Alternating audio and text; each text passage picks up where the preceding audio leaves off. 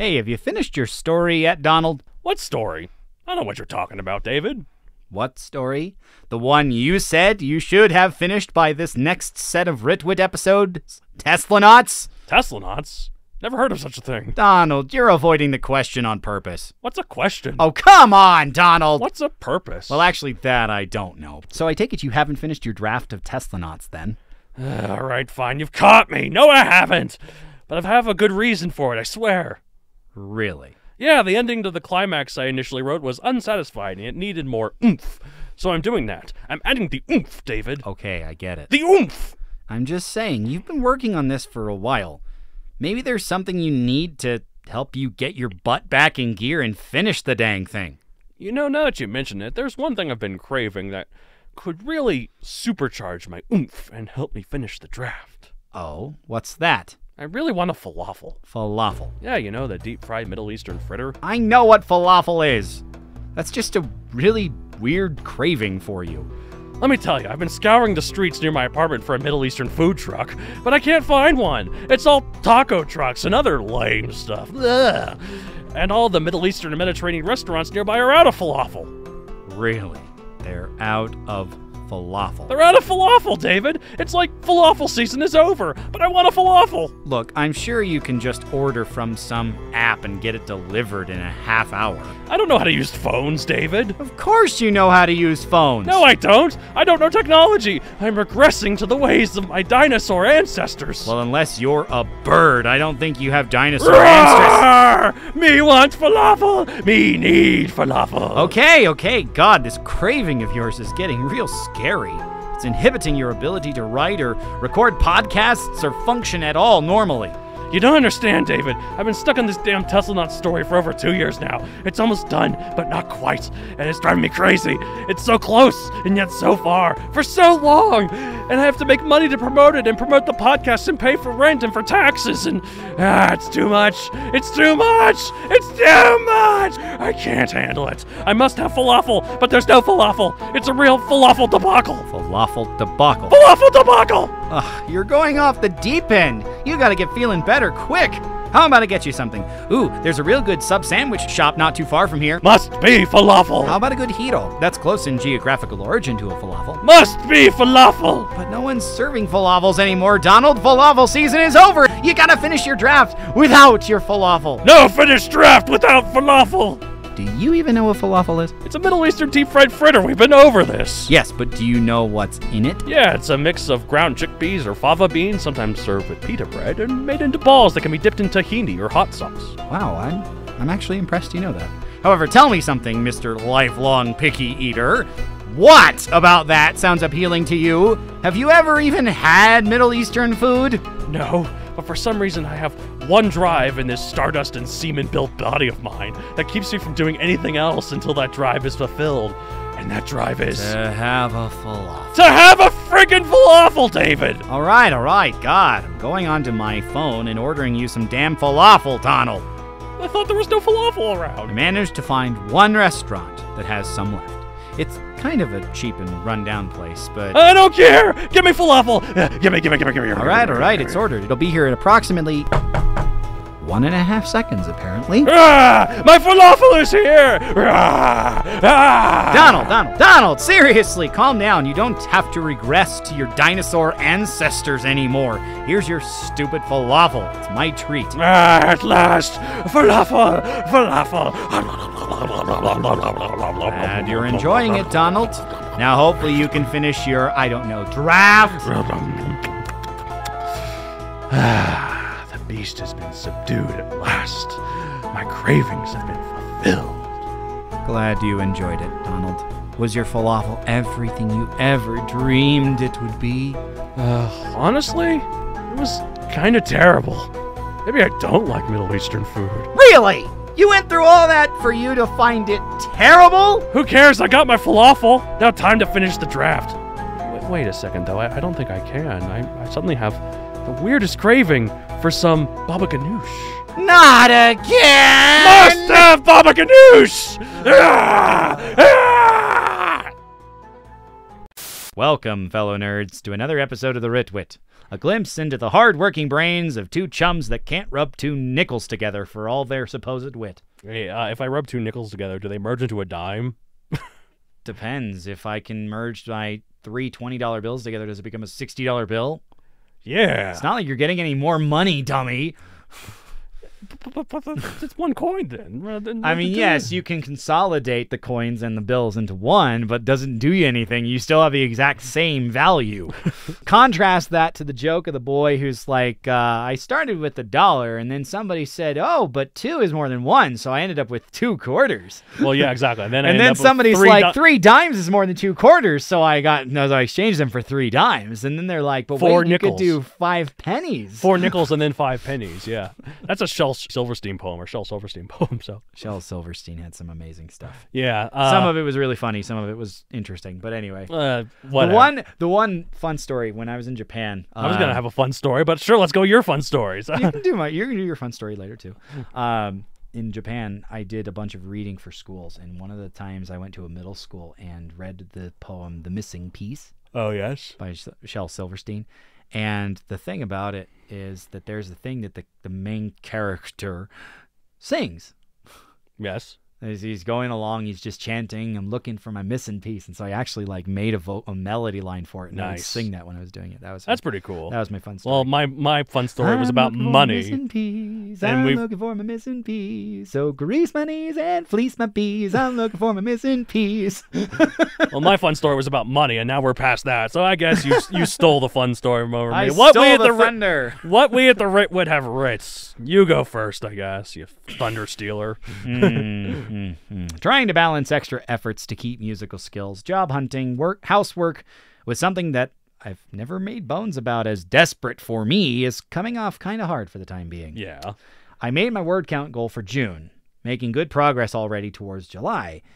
But in the grand scheme, I don't have a story that feels so unique that I'm the only person capable of telling it. Well, that's probably true. There's 7.5 billion people, which means my stories aren't that compelling, is what I'm saying. So my work on several projects is incremental at best. Some work on Spectra Sword, a bit on Pharaon Storm. I have Starburst back in my care for the next episode. The Captain Rit stuff, spoiler alert for next week. Even a neat little poetry-esque number. Oh, yes. But I'm trying to rededicate myself to making time for music every day. Mm-hmm.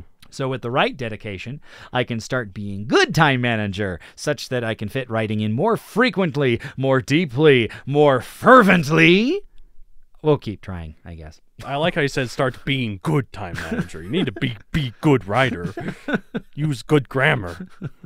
I are no English major. You're not. You music major. I was music major. You music major. Music major. Anyways, Donald, the big question, because we're back to what we at the Ritwit have writ. Did you finish Tesla Knots? Yes. No. No, I did not. You can point your finger disappointed at me and shame away. No, it's worse. He's shaking it at me. No. No! Oh, that was painful. But I deserve it, though. Please don't give me a participation trophy. I deserve that. Here's your participation trophy along with a Rotten Tomato. Oh, okay. Look, there's a reason, though. Like I mentioned in the skit earlier this episode. I had to rework certain bits of the final battle to give it a better, more satisfying conclusion, while still hitting the main big beats in the order that was natural to the story. Yeah. So I'm hoping... You crossing your fingers, your eyes, and hope, praying, and dreaming? Yes. Okay. To have it finished by next set. If I don't, I give David permission to change the finger he points at me disappointedly. No, not that one. It's really hard to waggle this one. It's weird. I changed from my pointer to my pinky. So I think it'd be hard to waggle the one I'm thinking of. Not really. Oh, yeah, look at that. Oh, yeah. Yeah. Anyway. So if you've been... Welcome back to our set. Yes. About the planning before you're drafting. Yes, that is. We've talked about quite a few concepts. I personally argue we might even have other things that we couldn't fit into 4, so sorry. But... added this arbitrary limit for us, and We've added this arbitrary limit, but we've also added this arbitrary order. But speaking of which... well, now that you've got your initial concept, the hook, and your main character, next up we got to figure out what happens to your main character and the other characters in their wake. Yeah. Sometimes people switch the two in terms of what they plan first, but we chose this order for arbitrary reasons, I suppose. Even though we're honest. I think there's this is the order I tend to go for anyways, but linked to the plot is the genre, of course, so it's good to figure out them both concurrently. With that in mind, what is the first thing you should think of when conceptualizing the plot of your story? At least arbitrarily. Maybe it's a good thing to think of them concurrently. No, I'm kidding. Right, but anyway, I believe the very first thing you need to know when planning your plot is what makes it worth your effort and the reader's time. Yes. Obviously, the tent pole of your thing needs build-up, and hopefully all the right payoff. But knowing what that pivotal moment is and why you're spending all this time writing things down is essential. Right, exactly. Once you have that, working backwards may be in order to reach an acceptable starting line. Ah, yes. Obviously, the character's starting point and the plot's starting line don't need to be identical. Yeah, I suppose that's true, yes. Because the character is independent of this thing that's already in motion in a larger world scheme, right? Right. Let's revisit that cliched plot mountain. What heights do you reach with the climax? How you ascend to the peak? And also the descent once that flag is planted, dang it. You pick the flag like, all right, I'm done. Geronimo! Since this is before you've really started the drafting process, don't feel ashamed if things change during the writing phase either. Oh, that's definitely how it is. Like, there's definitely times where I'm like, okay, the plot's going to go this place and this place and this place, and I'm writing, I'm like, okay, maybe not that place. I can't actually work it that way. I have to take a detour here. or like, maybe it's just the story would flow better if I just don't have that place. Okay, all right, calm down. I am calm. I'm not. You're pissing me off. Anyways. All right, so. If you have one scene or multiple scenes completely figured out, down to what prose needs to happen, the description's inherent, the expression within the dialogue, that's an incredibly potent start for you to craft the rest of your adventure. Right, exactly. That's true, but what makes your story unique, though, is the way I start. Like, is it the concept, or the character, or the plot, or even how it's written? Sometimes something about your story makes it different and exciting, and that can really determine how you plan your plot.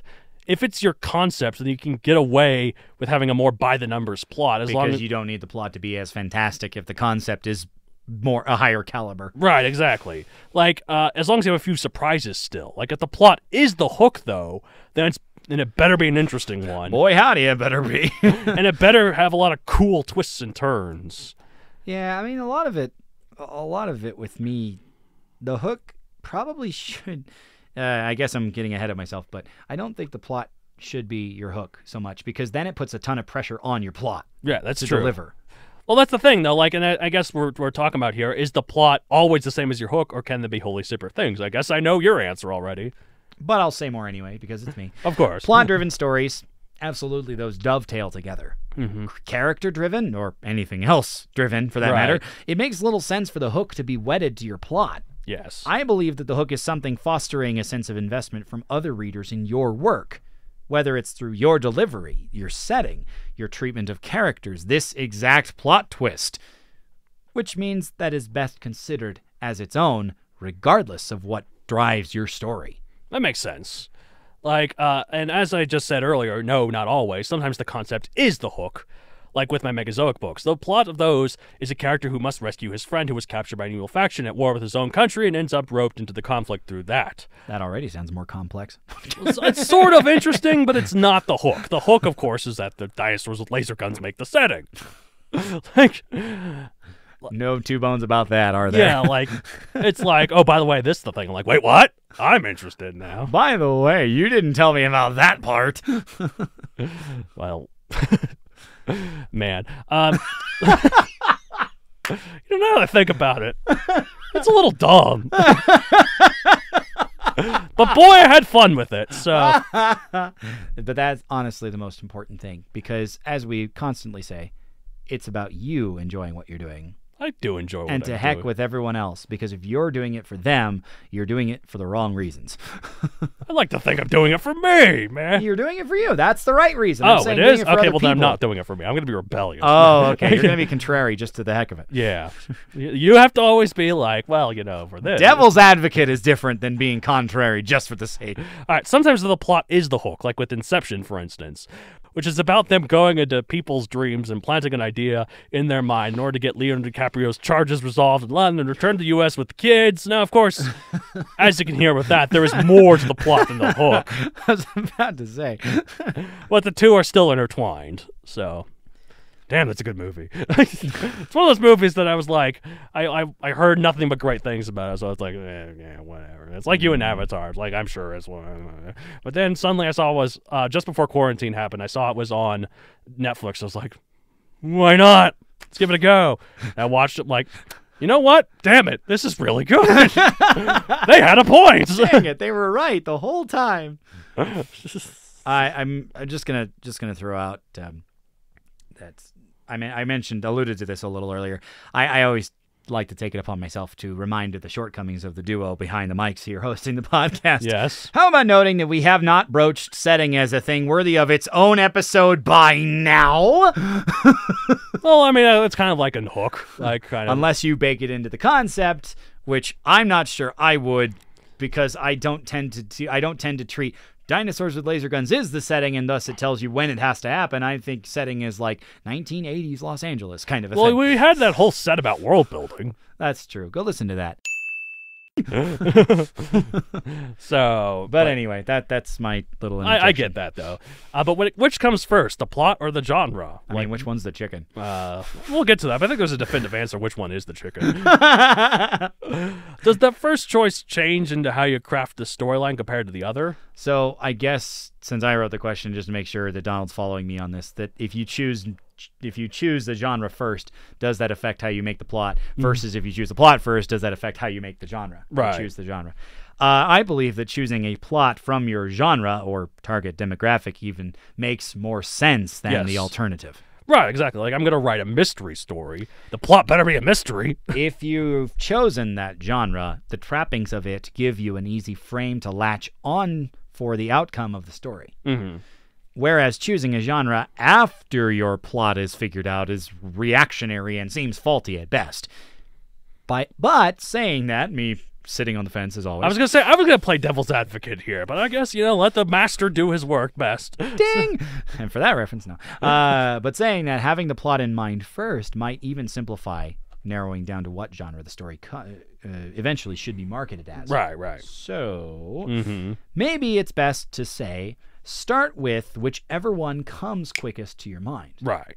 And, I mean, that kind of leads more to genre, honestly. Yes. Because that one's like one term, and then all of a sudden you get all the things that come with that. Whereas a plot, you have to figure out, okay, well, I'm starting here and I'm ending there and I'm going to the climax here. And okay, and then that takes more time. Right. So if you're just like immediate, okay, I want it to be this, genre is an easier choice. And that makes sense.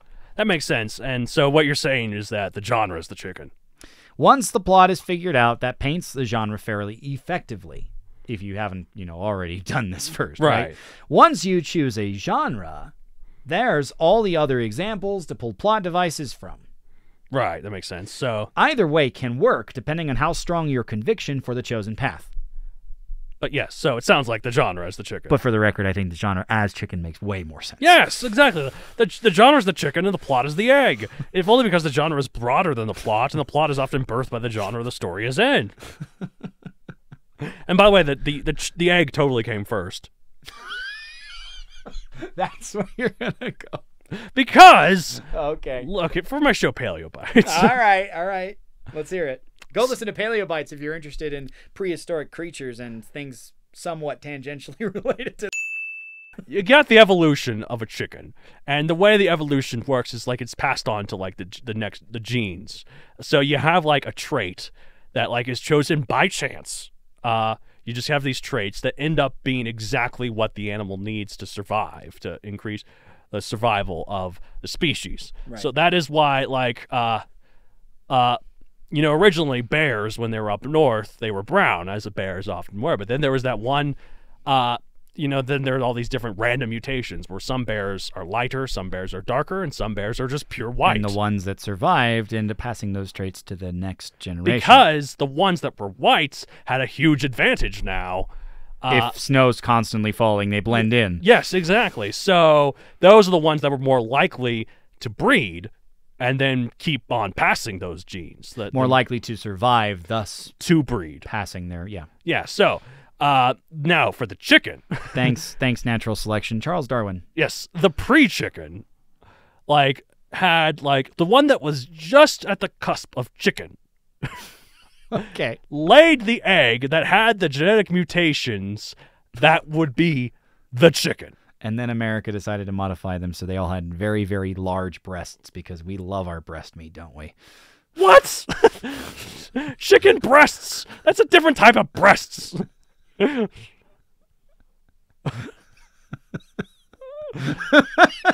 just completely derailed. I was sounding so smart with Michael. Okay, but the point is, the pre-chicken lays the egg of the chicken. The chicken. That becomes the chicken. Thus, the egg came first. Is what you're saying? Yes, from an evolutionary standpoint, the egg came first. So in that instance, the genre is the egg and the plot is the chicken? You do all this stuff to sound smart just to say the opposite way. Wow, what an effort. Well, anyways. But literally, as far as chicken breeding now goes, that they do something to make the chickens larger in general because that gives genetic more modification. Meat. Yeah, exactly. So that's what I was talking about. I was obviously skipping quite a few steps. Yes. From that first chicken to pop from the chicken egg. Boobs. There was an episode of a Common Rider show. An episode of a Common Rider show, and they were doing Christmas celebration. And Christmas in Japan, Kentucky Fried Chicken has made a huge marketing push that chicken is what everybody eats at Christmas. And so Japan kind of accepted that as gospel. Oh, okay. And so you literally have to get a reservation weeks in advance to get fried chicken for Christmas. Okay. But anyway. See, now I'm hungry, and now you just made me want to get KFC. Well, that's up to you. But anyway, point being, there's a group of characters who are having this chicken celebration, and they're arguing about the merits of whether they want to have chicken legs or chicken breasts. And so they're just saying the word for breast. Breast, leg, as they're arguing. And there's a 30-second exchange where they're doing this and justifying why they like it. Oh my God. It was amazing. There was this, okay, so I was on this one Reddit that was about unpopular opinions Reddit. Oh gosh. And one of the topics was thighs are better than breasts. And everyone thought one way, that they're okay, on a woman, that's what they prefer, in terms of their physical appearance. No, he was talking about chicken. I get it. I get it, but I don't like dark meat, so I prefer the breast meat because of that. Okay. So that's my take, but anyway. Anyways, a lot of plots are tied into the genre. And finally, trying to re-rail the train. The genre comes first, a lot of plots are tied to the genre, and even though if they aren't the genre, the genre changes how the plot is told, so usually not always, of course, but I think the genre comes first. Again, I think that makes more sense because that's how I generally do it. If I'm dressing this thing up some way by applying this label, I know where I want to go, where it can go within reason. Whereas if I do the plot and then use that to whittle it down to a genre that's the label I'm going to slap on for people to buy in the bookstores, it's almost like working up. It's almost like riding a bicycle uphill. It's really freaking hard. And for what? Your thighs start to really burn. But other than that, speaking of thighs, yes. But other than that, it's easier to coast down the hill, right? Right. Which I guess I'm arguing is picking a genre first. Although anyway. I guess there are some instances where there are two works that have a similar plot but different genres, like Groundhog Day and Edge of Tomorrow. So, one of which is a romantic comedy, another one's a sci-fi action movie. And this is worth mentioning that genre is a label, but that doesn't mean you're stuck completely within the label. It just gives you kind of an idea of what to expect, whether you as the writer or them as the reader. Well, there's a whole trope called genre busting, so. I mean, what's wrong with having a time travel story that fits into a rom-com versus an apocalyptic zombie story? I guess if time travel is your hook, it's the same, but the genre doesn't have to be. Right, it's true. Does this phrase include Planning lead character progression as well, or simply choosing the events that happen or aiming for an audience by making a genre? I don't believe I mentioned this with planning a lead character last week, but in my character sheets, I try to have some notes about what progression they encounter throughout the story. Mm-hmm. However, knowing in the flashbang moments how the lead is reacting, which works with your character progression, maybe it is considered during this phase, if you're following your order or wherever you may do this. The simplest use of this decision process, plot, genre, choosing that, is picking a label and letting that label work to rein in some ideas about your story. Right, that makes sense. Or not, as you choose, genre buster. But if you're going deeper with plot elements rather than simply slapping an arc or a label here, etc., some thought of how it impacts those appearing in the story makes a lot of sense. That makes sense. And like the best stories have good character arcs, in my opinion. Like the way the character grows from the first page to the last. The way that the character grows from the first page to the last is incredibly important and helps the story feel more relatable to people. If your characters are unchanging and stoic automatons, people don't usually care, regardless of how good the plot is. But they could be an awesome automaton. Maybe. The Atlantean ones were great. Age of Mythology reference. Oh, yeah. I thought you were talking about the Atlantean ones from Atlantis Lost Empire at the end. They were like the Iron Giants. Nah, the Iron Giant. I don't think the Iron Giant's all that bad, but it's not all that cracked up. But the automatons in Age of Mythology were pretty good. Yeah, they could rebuild each other. Exactly. It's great. Yeah. Anyway. Age of Mythology, come back! Please, give us a definitive... I saw an ad for Age of Empires 4. Yes, they're making one. The other day. Yep. Why can't we get AOM 2? Anyway, sorry. No, it's forgotten. Rant over. History became legend. Legend became mythology. Myth. Yep. All right, anyway. So you know, the plot being great doesn't forgive your characters being bad. Exactly. Well, it's like, you know, I've mentioned this in our Christmas, was it like the 8 deadly words when we did the 12 days of Witness? I don't care about these characters. I don't care what happens to these people. Oh, okay. That is the worst criticism you could get. Yeah. So... Well, I mean, the characters are the one thing that these people are trying to relate to the most. Mm-hmm. They can't relate to a plot idea. They can't relate to a setting or a concept. They relate to characters. Right. Yes. Which by definition means that this is the most important piece, wherever you tackle it in your process. That's true, but so I guess I'd say that planning this phase does indeed include planning the progression of your lead character, at least if you want it done right. There is that. Then again, I'm sure there are plenty of good authors who do other things. This is just my take. You know? And who's to say there's a right or a wrong way for you that's different from ours? Mm-hmm. That's true. I mean, we do say we're better than you all the time for it's no a joke, good reason. Guys. We don't mean it. Come back. For no good reason, but nevertheless, what works for us is not guaranteed to work for you, and what you're successful at does not mean we'll find that same success. That's true. We're all different. Anyway. So, again, the usual set question we ask here. Regardless of which week in their set this comes, can us twits make an argument for starting with this one first?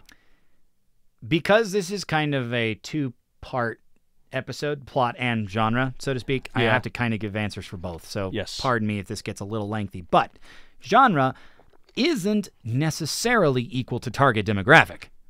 Not usually. I don't know of any children's-based thrillers, but... Well, I mean, that's the thing. Like, whoever wants to read it is going to read it regardless of the label, and they do what they have to.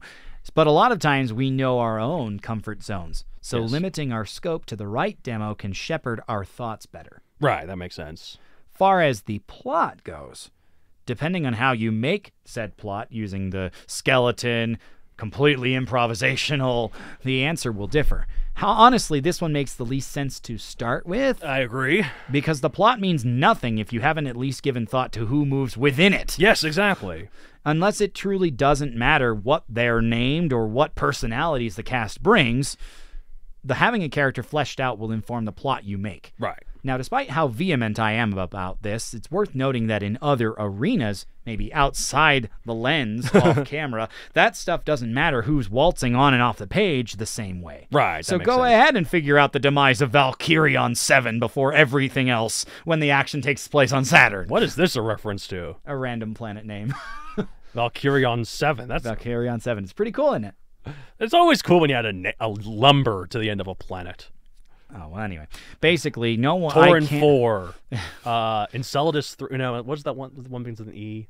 That's the home planet of Gadgetron headquarters in the first game. Kalibo 3? Kalibo 3. It's not E. Okay, anything. I apologize. All right. I knew it was 3. I just watched a Let's Play of that recently again. It was kind of amusing. Anyway, but figure out the demise of Valkyrion 7 because that's where the big bad's coming from before they come to Saturn. Right. Or whatever it looks like. Basically, no, I can't make an argument for starting with the main plot over other things. Genre, though, maybe. I think that you could do genre if you're like, well, like I want to write a mystery, and bam, then you start on something else. Well, it's like if you know like your usual set, like your usual skills. Like Stephen King probably goes into. Now I know he's written more stuff, but usually he goes into his books like, I'm gonna okay, make a horror story. This is a horror story. Well, and, so and remembering back to what I already said about genre comes quicker to your mind because it's literally a word, and everything that comes with it, all the trappings, just follow that. Right, exactly. So if you start with a genre as your label and you go from there, it's so much quicker than coming up with a full plot. It's definitely true. So you could start with genre, perhaps, if you want to do that, unless you decide to figure out some of your other things, and then, okay, that really does fit, so I'll go with this. Right. Okay. Plot, nice. I can't make that argument. I guess that's true. Yeah, so unless the plot is so unique that it becomes the main hook, then no, I don't think you should start with this first.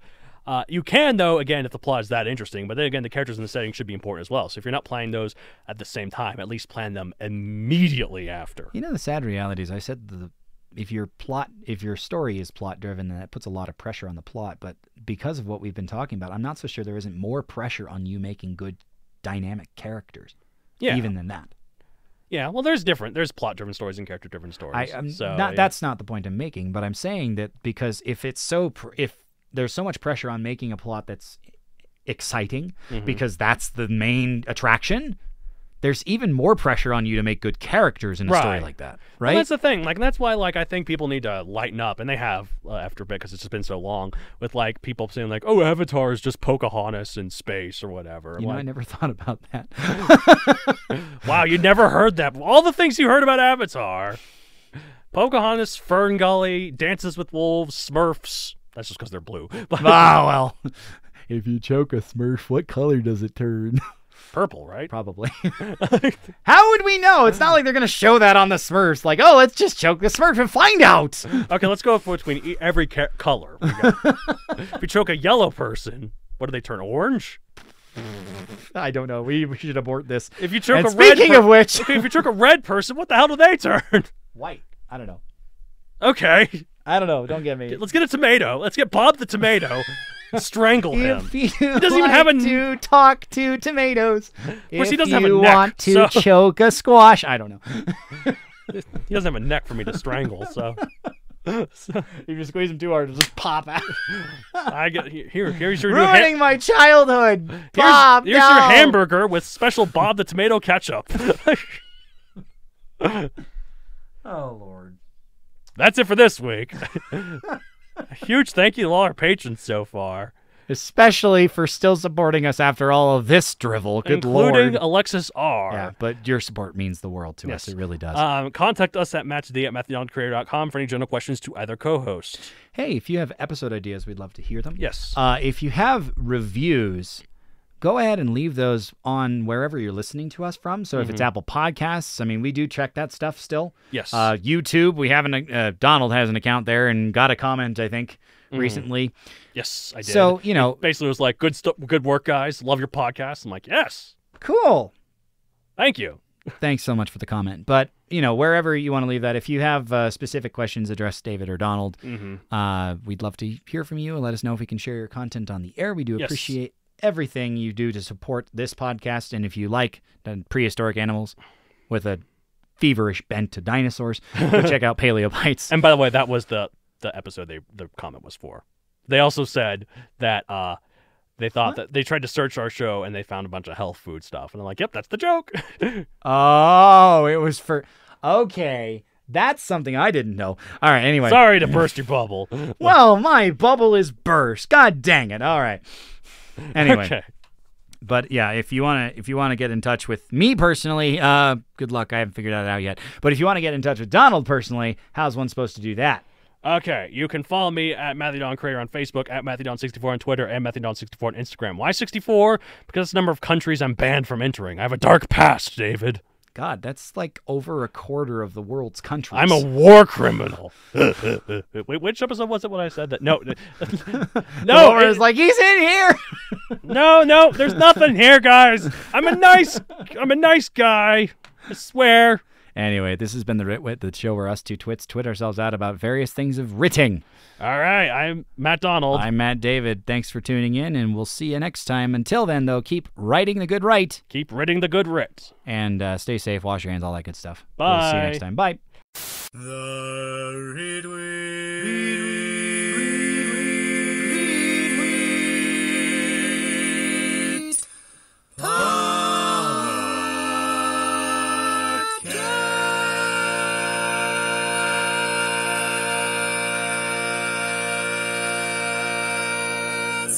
It's a real falafel debacle. Falafel debacle. Falafel debacle.